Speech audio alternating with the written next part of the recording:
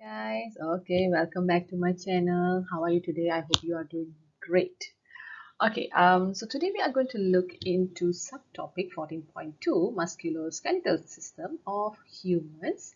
Okay, still under the same chapter or 14, which is support and movement in humans and animals. So I hope you are ready with your pen and paper, and yeah, let's do this.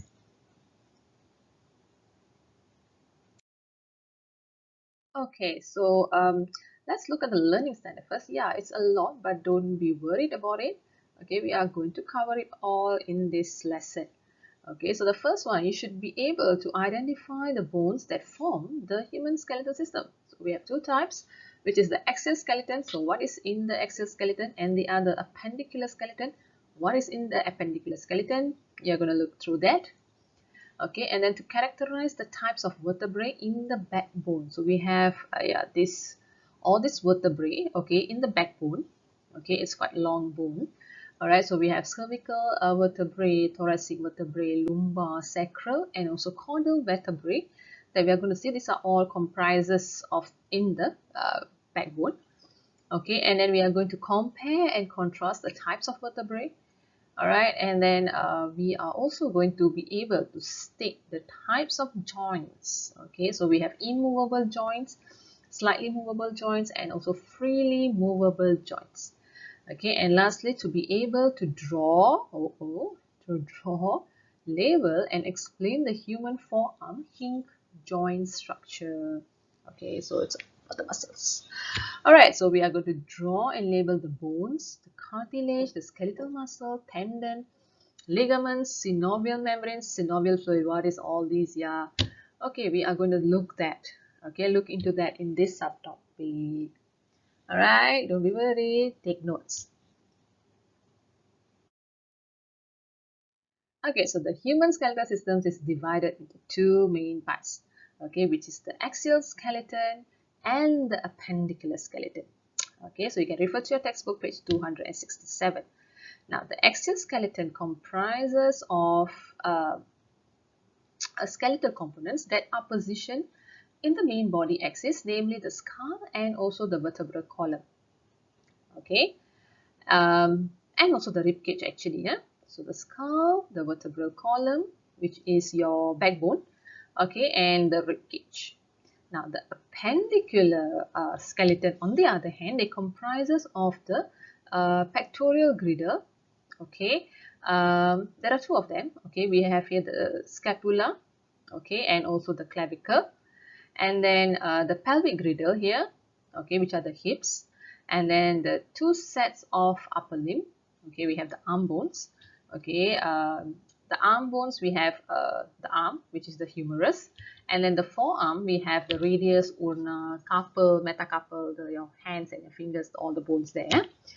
And then we have also two sets of lower limb, okay, your legs, all right, your leg bone, which we have femur, tibia, fibula, and then the foot we have tarsal, metatarsals, and phalanges. Okay, so you can see that in your your textbook, page 267. Okay, now let's look clearly into what are this axial skeleton is. Okay, so axial skeleton consists of, we know, the skull, the rib cage, and also the vertebral column. Now the skull, let's look at the skull first. Okay, so the skull is actually the head skeleton, okay, which consists of cranium, or we say cranial, and also facial bones. So cranium is made up of 8 pieces of hard cranial bones, okay, which are securely joined by sutures, okay, S-U-T-U-R-E, which are known as immovable joints. They can't move, but they are joints, okay, at your cranial head. Alright, and the cranium serves to provide the protection, okay, to the brain, protects the brain. So here, now facial bones, on the other hand, consists of 14 pieces of bones, okay, 14 pieces of bone on your face here, including the upper and the lower jaw, and then 2 pieces of nasal bones. It also has socket, okay, which sockets or cavities we call it, okay, to place the eyes, the nose, the ears, and also the teeth. So all these holes over here, so we call them as cavities and sockets. Okay, so it actually provides entrance to the digestive and respiratory system. All right. And then we also have rib cage. Okay, rib cage or thoracic cage we call it. Okay, consists of 12 pairs of bones. Okay, so the first 7 pairs of ribs are known as true ribs. Okay, they are actually directly connected to the sternum. This is the sternum. Okay, so true ribs connected directly, okay, to the sternum. And then we have the 8th, 9th, and 10th rib. They are known as false rib because they are actually connected, okay, to the 7th rib. Yeah, here. Yeah, you see clearly. All right, so the 11th and 12th pair of bones here. Okay, so you look at here, it's not connected to the sternum. So they are called as free ribs. They are not connected to any, any of the ribs or not to the sternum. All right, so all 12 pairs of these ribs, they form articulation with the thoracic vertebrae at the posterior behind here. Okay, so they are attached here to the vertebral column, which is the backbone. Okay, so the function of the ribs is actually to protect soft organs, okay, such as the lungs and the heart, because lungs and the hearts are placed over here. Okay, it is site also for intercostal muscle attachment. You have learned in chapter 8, breathing mechanism of humans. Okay, intercostal muscles are attached there, and it is a frame for inhaling and exhaling mechanism in humans. All right.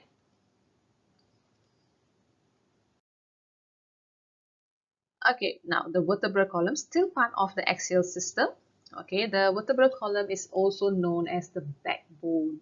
Okay, so the main function of a vertebral column is actually to provide flexible support to the head and also to the body. It protects the soft spinal cord, and they also allow passage of spinal nerve, okay, to and from the spinal cord. Alright, so now the vertebral column functions to support the skull, okay, and protect the spinal cord located at the neural canal. Later we will see what is this neural canal. Alright, and it is made up of 33 vertebrae. 33 vertebrae or small bones, okay, which are named according to their position. We are going to look at these 33, okay, but not all 33, but they are categorized into the names. So we have 7 cervical vertebrae, 7. So bone 1 until 7 is cervical vertebrae, okay, which is part of the neck, connected straight directly to the skull, skull and the neck. And then after that, go below, we have 12 bones, okay, of thoracic vertebrae, vertebrae of the thorax. So they are actually connected to the 12 pairs of rib bones. Yeah, so these 12 bones, thoracic vertebrae, so the name is thoracic because they are connected to the thoracic cage or the rib cage. Okay, and then after that, we have the 5 lumbar vertebrae. So this is at the waist. And then last, we have here sacrum. Okay, sacrum is a fusion of 5 sacral vertebrae. It's 5 bones, but they are joined into one, so they are known as sacrum. Okay, and coccyx is a fusion of 4 caudal vertebrae, C-A-U-D-A-L. We will see that clearly. What is this? Okay. So this is at the end already. This is towards the pelvic already. So cartilage disc between the vertebrae. Okay, there are cartilage disc between the vertebrae. Sorry, hold on. Yes, cartilage disc. So this is actually a thin sheet of cartilage between the 2 articulating vertebrae. Okay, so this cartilage disc actually function to absorb shock. Okay, to absorb shock and reduce friction between the vertebrae during movement of the vertebral column. Okay, and there is no disc between vertebrae of coccyx, all right, between the axial vertebrae and the axis vertebrae. Okay, so now the general characteristic, this is the general drawing of a vertebral column or vertebrae. All right, so this is this is general, but it is actually different. Okay, each vertebrae is actually different in terms of structure and size and according to their function and position in the vertebral column. Okay, but generally it has a centrum, okay, to provide support and withstand compression. It also has a neural canal, okay, a neural canal which will actually accommodate the spinal cord. Spinal cord is the nerve, the main nerve that is connected to the brain. So the spinal cord and the neural arc, okay, that protects the spinal cord in the neural canal. Okay, and then the vertebrae also have spinous and transverse process, okay, for muscles and ligament attachment. And lastly, it has facet, okay, facet here, which is a surface for articulation with other vertebrae. Okay.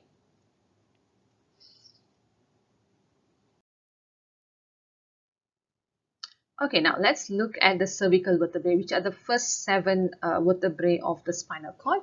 Okay, so there are 7 cervical vertebrae, but and it also functions to support the skull and the neck.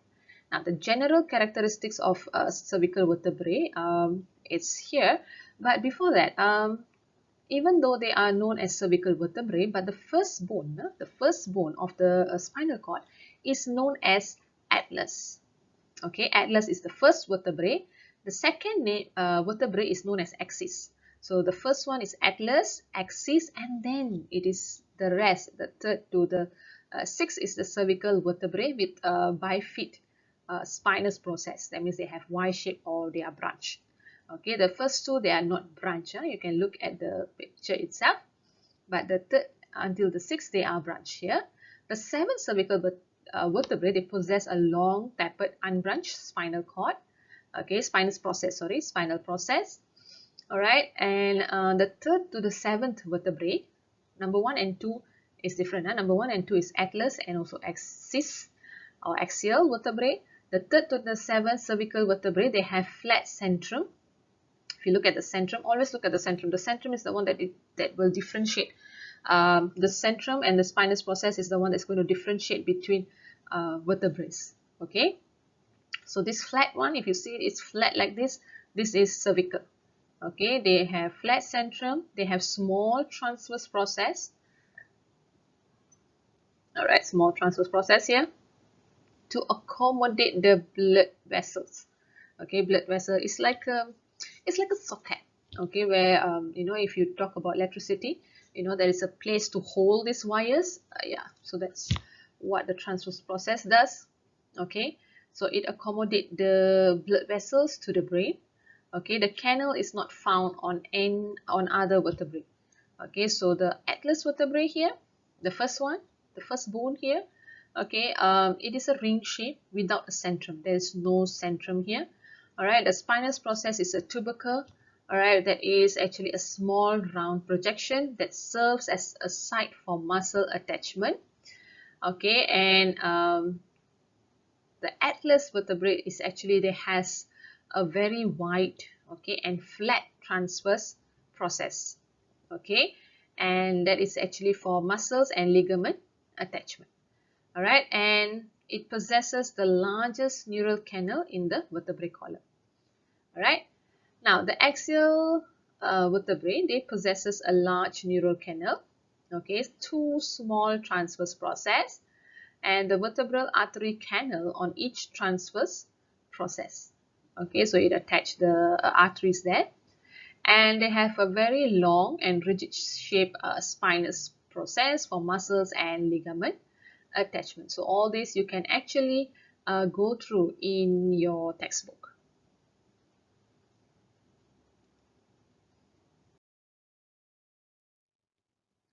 Okay, now let's look at the thoracic vertebrae. Okay, so there are 12.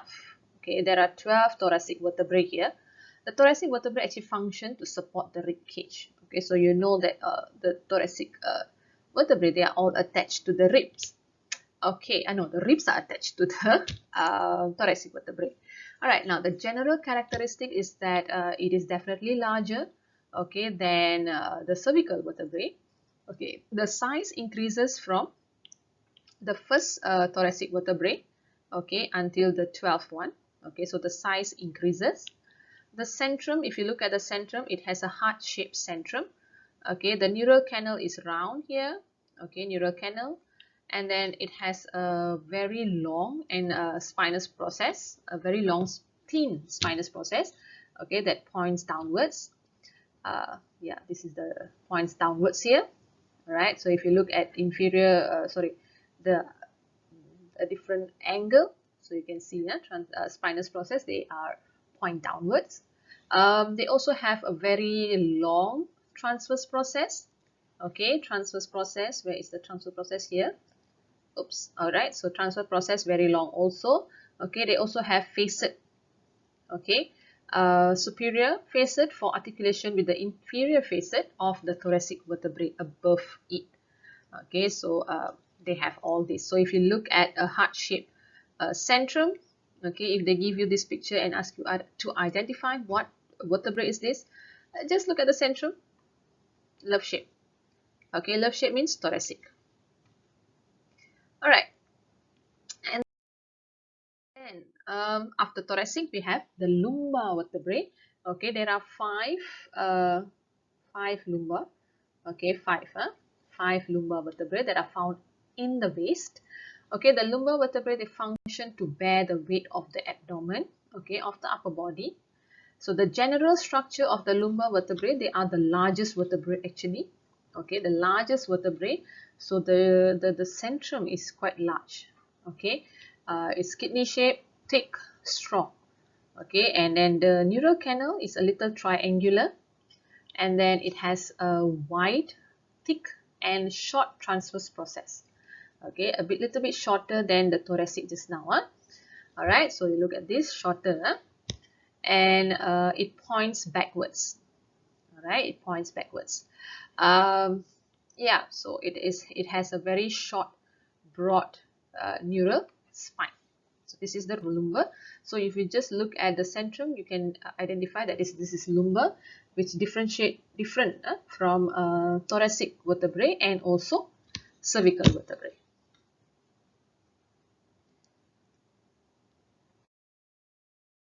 Okay, and then last we have here part of the vertebrae column. We have the sacrum and the coccyx. Okay, so the sacrum is actually a triangular bone. Okay, that is formed from the fusion of five sacral vertebrae. So if you can look at this, 1, 2, 3, 4, and 5. Okay, so 5 vertebrae there. So there are 4 lateral lines, okay, on the sacral bone, okay, indicating the fusion of the 5 vertebrae. So we have 1, 2, 3, and 4 lines here. Alright, so the 4 pairs of opening on the sacrum is for the passage of blood and also neural vessels. Okay, so if you look at the picture, okay, so we have the opening here. Okay, so this opening here is actually for passage of blood and neural vessel. And sacrum is the site for muscle attachment, okay, and also protection for internal organs, especially at the reproductive, okay, the excretory and the digestive organs below at our waist. And sacrum also links the pelvic griddle, okay, with the vertebral column, right? And the facet on the sides of the sacrum, they form articulation with the pelvic griddle. Okay, and the sacrum actually shifts the body weight to the waist. So all our body weight goes to the waist because of this sacrum. And next is the coccyx, which is a triangular bone here. Okay, coccyx here, triangular bone. Also fusion of 4 caudal, okay, vertebrae. 4 caudal vertebrae here. Okay, so the coccyx actually function as a site for muscle attachment. Alright, so this is 2 types of vertebrae that are found near the waist. Okay, now the similarities between vertebrae is that all vertebrae, they have spinous, transverse, okay, and also transverse process and also centrum, okay, except for atlas and vertebrae. They also have neural canal. So these four vertebrae has these 4 parts. Okay, but the difference between cervical, thoracic, and lumbar is whether the processor's shape is how is the processor shape, how is the parts looking like. Okay, so cervical vertebrae, they have short spinous, thoracic long, lumbar also short. Okay, but transverse process for cervical wide and short, for thoracic is long, and lumbar is short. It's not wide, but it's just short. Okay, and then look at the centrum. Cervical has a very small centrum. Okay, thoracic medium size, love shape, and the largest will be the lumbar. Okay, and then we have a pair of transverse foramina, okay, in the cervical vertebrae. and then foramina is like foramen, transverse foramen here. Okay, and then for thoracic they do not have transverse foramen, and lumbar no transverse foramen also. So only cervical vertebrae they have a pair of transverse foramen. Okay, so there's a difference between vertebrae. So you want to remember them, you have to draw them. Okay, just draw the basic shape. Okay, it has a spinous process, centrum, transverse process, and neural canal, just to see how it looks like. Okay, so that you remember better.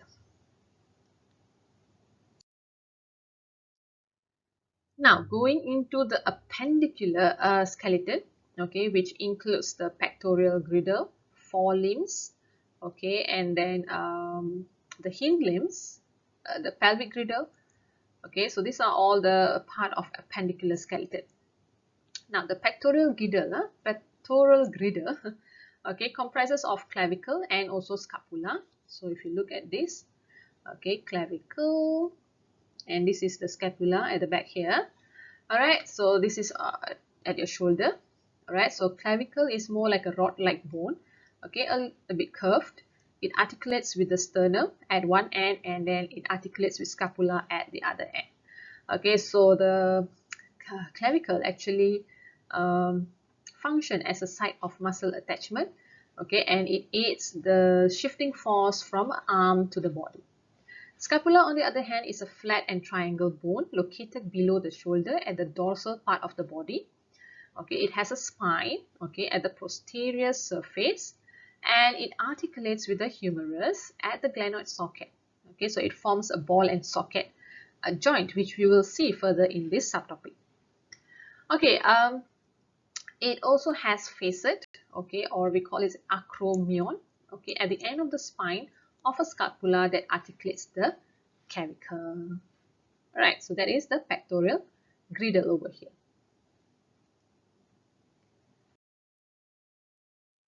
Next is the upper limb, okay, which consists of the left and the right. Okay, left and right upper limb. Upper limb articulates with the pectoral griddle, okay, and they are divided into arm, forearm, and also hand. So you know where your arms, forearm, and hand is. So the arm is actually made up of humerus, okay, and then the upper end of the humerus, they actually here, okay, they actually articulates with the glenoid socket of the scapula, as you've seen just now, okay, to form the ball and socket joint, okay, at the shoulder. But the lower end of the humerus, they articulate with the ulna and also radius. Okay, ulna and radius. Make sure you know which one is radius, which one is ulna. Okay, you can use your arm. Okay, if you see, the thumb is always the radius, so the bone that is connected to the thumb is the radius, and the ulna is your pinky finger, so that is connected to the pinky finger. That is ulna, radius, ulna. Okay. Yeah, so the lower end. Now the forearm consists of radius and ulna. Okay, so radius and ulna are actually bones that are parallel to each other. The ulna is usually longer than the radius. Okay, they have process at the upper end, and the distal ends of radius and ulna articulate with the carpals. Okay, carpals, your hand. Now, the hand comprises of the following. We have 8 bones of carpals. Okay, 8 bones of carpals here. Okay, which are arranged in 2 rows of 4 bones, and then they have metacarpals. Okay, if you look at this, metacarpals here, okay, that forms the palm. Okay, carpals, okay, and then metacarpal, and then we have the fingers, that is, we have the phalanges. Okay, we said as 14 phalanges, okay, forming the fingers, and 2 phalanges at the thumb. You know what's phalanges? Just try to bend your finger. You can see it's bent into 3 shape. Okay, so we have here 1, okay, 2, and 3. So 3 parts of the, so 1 finger has 3 phalanges. Okay, so all total is 14 because the thumb has only 2, 1 and 2. All right, so 14 phalanges that forms the fingers. Okay, and 3 phalanges on each fingers, except for thumb, they have 2 phalanges. All right.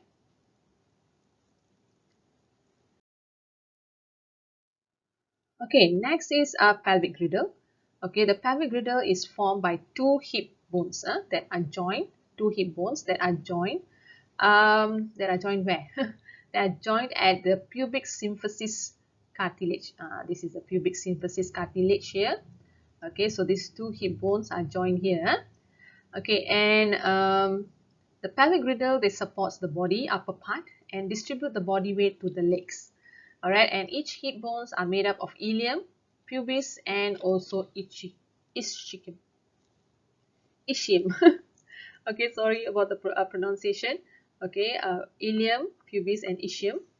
All right, so they are joined together at an immovable joint to the sacrum, and also the posterior through the immovable joint. The pelvic griddle contains an opening, okay, which allow blood and nerve vessels to pass through. Okay, so we have the opening for the blood and the nerve vessels. Okay, so that is part of the pelvic griddle.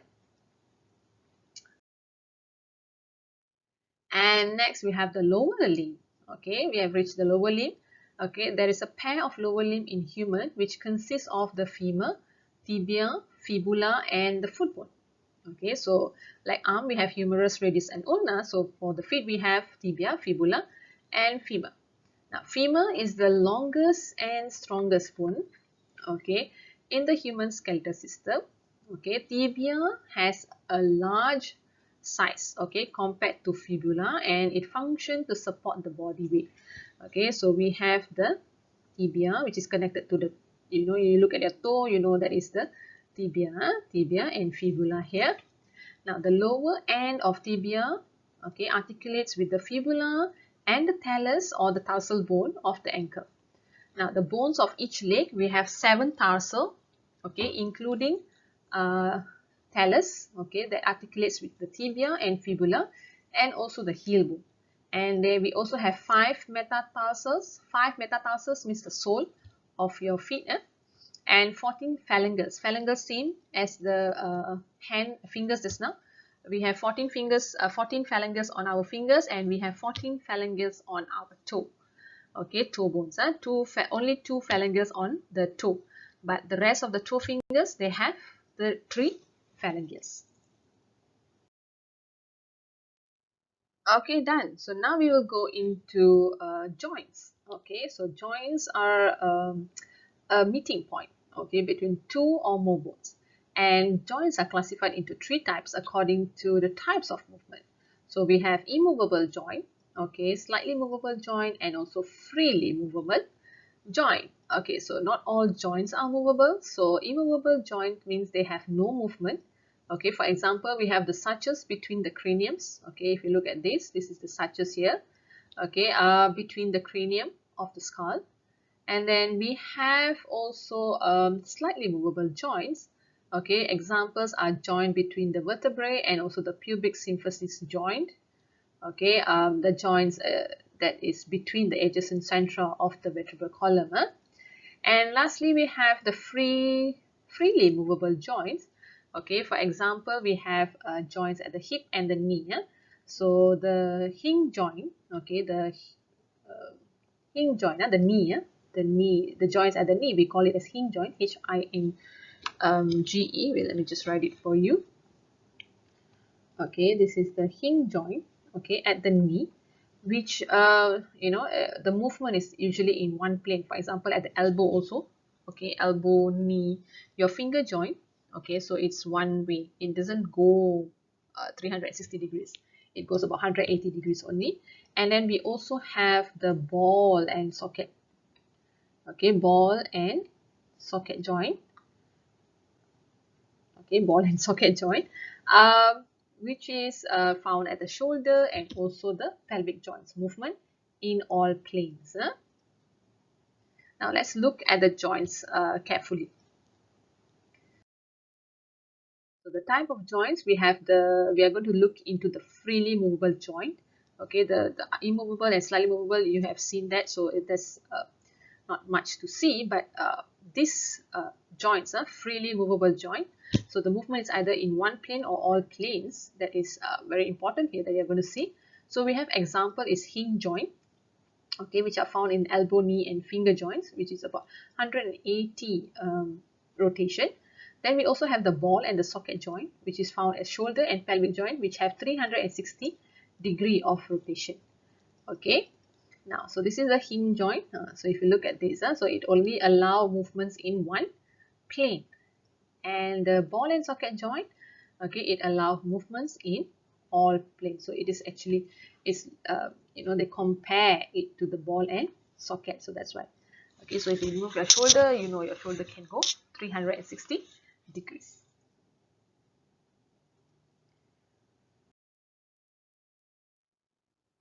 Okay, now let's look at the structure of joints. So this is a basic structure of joint. This is how joint look like. It comprises of two bones. Of course, joint is where two bones meet. Okay, it has ligament. Okay, outside here ligament, followed by synovial membrane or synovium, and then we have synovial fluid and also cartilage. All right. Alright, so cartilage is actually found in immovable joints. Okay, the cartilage actually covers the bone surfaces which they articulate. So if you look at this, we have the cartilage here, and it actually helps in reducing friction between articulating bone surfaces. So it reduces friction between two bones. Now let's look at the structure much clearly.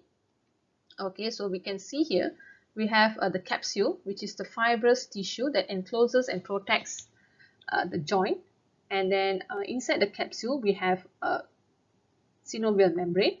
Okay, synovial membrane, this is the ligament actually. This is ligament. Okay, as you have seen just now. Later I will tell you what is the function of this ligament. Okay, and then here we have synovial membrane. Okay, synovial membrane that secretes synovial fluid into the synovial cavity. Okay, so this is synovial cavity, fluid-like cavity. Okay, and then synovial fluid serves as lubricant to reduce friction between the end of the bones. And cartilage, all right, cartilage here, okay, it serves as cushion to the joint. Cartilage is soft bone, so it absorbs shock and it reduces friction also between bone ends, and it protects the bones from wearing out. Okay, so that is part of it. Okay, and this one, skeletal muscles. When we talk about the skeletal muscles, all right, so it's actually comprises of muscle fibers, okay, with large supply of nerves and also blood vessels. So these muscles actually work in pairs, okay, in opposite direction. That means if one muscle contracts, the other will relax. Okay, so this is known as antagonistic muscles. So we have the biceps and the triceps. Okay, biceps and triceps, they strengthen the limbs, forelimbs, okay, and they are called the extensors.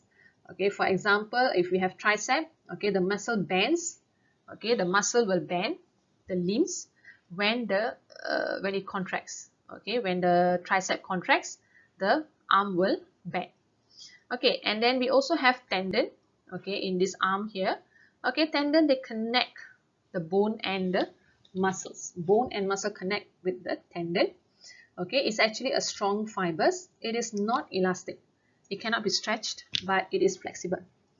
Okay, and then we also have ligament in the forearm, okay, which connect bone to bone.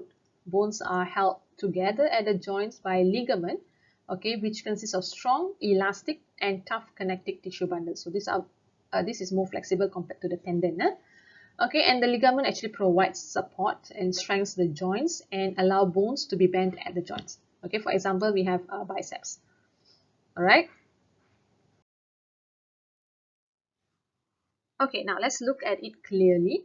Okay, so we have here the tendon, like we have seen just now. The tendon is a cord dense of connective tissue made up of strong and inelastic collagen. Okay, so here, they connect the muscle and the bone. Okay, and also the cartilage. Then we have the ligament. Okay, the ligament here contains of collagen, made up of collagen fibers. Okay, so it's strong and elastic. Collagens are protein, so they are usually strong and elastic. They hold bones together at a joint.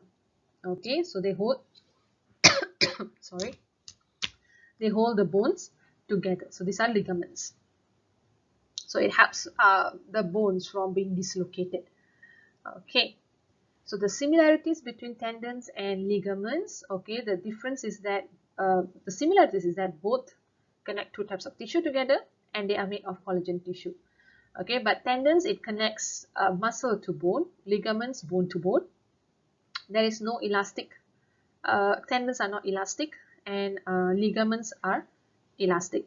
That means they are stretchable compared to tendons. All right. Okay, this is an activity that you can do to actually observe the chicken wing to see the joint structure, okay, in the chicken wing, and you can actually determine, you can actually see the joints with ligament, tendons, and also the cartilage and so on. Okay, it is present here in the joint structure. Yeah, so you can actually see the muscles here, biceps, tricep, okay, forearm muscles, and you can also see the tendon. Okay, that connects the muscle to the bone.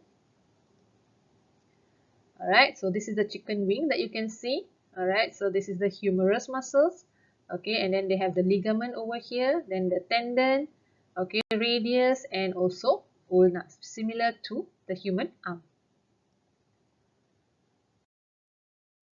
Okay, there's a video here that you can watch on musculoskeletal robots nowadays. Okay, so I'll post it in the description box below so you can have a look.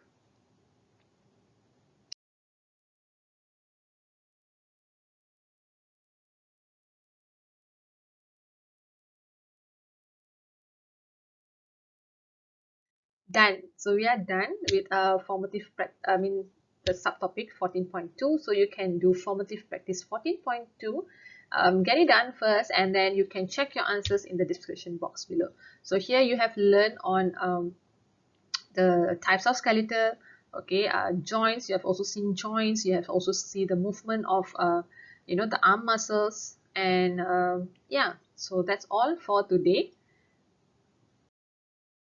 I hope you learned well from my video. With that, I will end it here, and thank you for watching, and please don't forget to like and subscribe to my channel. Alright, bye bye.